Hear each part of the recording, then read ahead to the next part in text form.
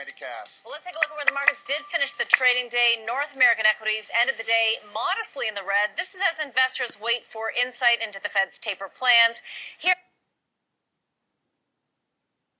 because this could be a revenue generator for Facebook, but I hear you, we will see.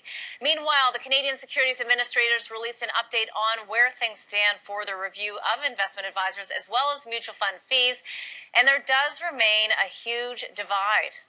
Yeah, so they are looking at two issues that are near and dear to my heart, and a lot of Canadian investors should get more informed about. And one is, what's the duty and level of responsibility that an advisor has to you? It's not a fiduciary obligation right now. A lot of people think it is. And two, how are they compensated? And right now there's something called trailer embedded fees, where a lot of the compensation to the advisor actually goes through the fund itself. I never see how much I'm paying. It's not broken out. It's part of the management expense ratio of the fund. And that's not really the way it's done in a lot of other geographies, developed countries right now.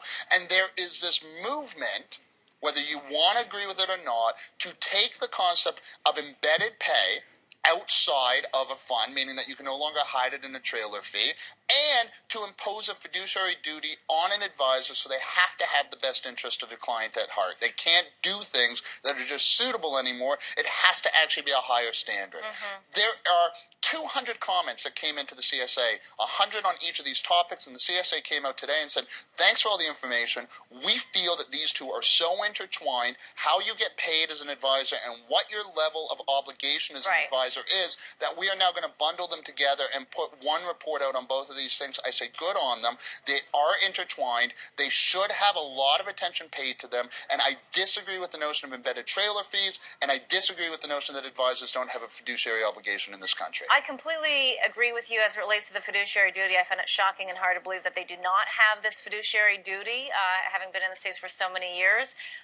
But I also believe, Randy, as well, that just like with fees, if in fact there's a product that's superior and you can pay a lower fee, the market almost takes care of the fee and the pricing. You're just It doesn't. I'm shaking my head because studies have shown that advisors, not each and every one, there are some incredibly talented and smart and good ethical advisors out there. And that's my point. But if you put a higher embedded fee in a product, and some advisors can get a point for selling this one or a lower fee for selling this one, right?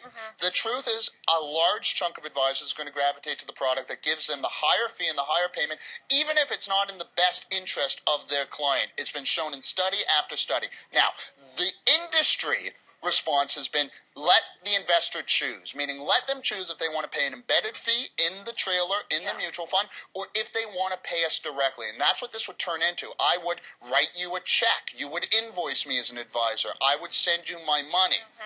They say, given a choice, and all the surveys the industry has done, and usually the question is phrased something like this: if all else was equal, would you rather pay an embedded fee or write a check to the advisor? And the concept has been, the studies come back, I would rather pay an embedded fee, meaning people don't want to be bothered writing a check to their advisor. The other side, in which I believe, is that all else is not equal. If people knew how much they were paying advisors, if people understood the trailer fee, if people understood the dollar amounts at stake here, they would not be in a lot of products that they are in right now. And so you need to get rid of the ability to put in an embedded fee because people don't understand what they're paying.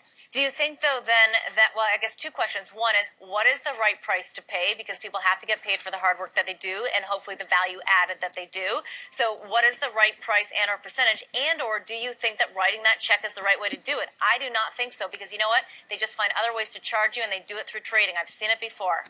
Well, I mean, the advisory fee model exists in a lot of other developed countries, from the UK to America to Australia. A lot of them have done away with embedded fees. If not mandatory, then the majority of fees are not paid the way we pay them up here in Canada. So yeah, I believe a transparent method is much better. What's the right amount? Who knows? It could be 1%, it could be a lot cheaper, but we're never going to find out until everything is out in the open and the market understands what they're paying. You ask 9 out of 10 people in Canada, and I could be exaggerating here, but I honestly believe 9 out of 10 people in Canada, what is the dollar amount you paid to your advisor last year? What is the dollar amount you paid to mutual fund fees last year? And they will not be able to give you an answer, and that has to change. And I'm sure you're right. They have no idea what it is, and they can't even calculate it. All right, when we return, we're going to take a look at some option strategies for the end of the year, including one trade that invests $1 to make 10. Stay tuned.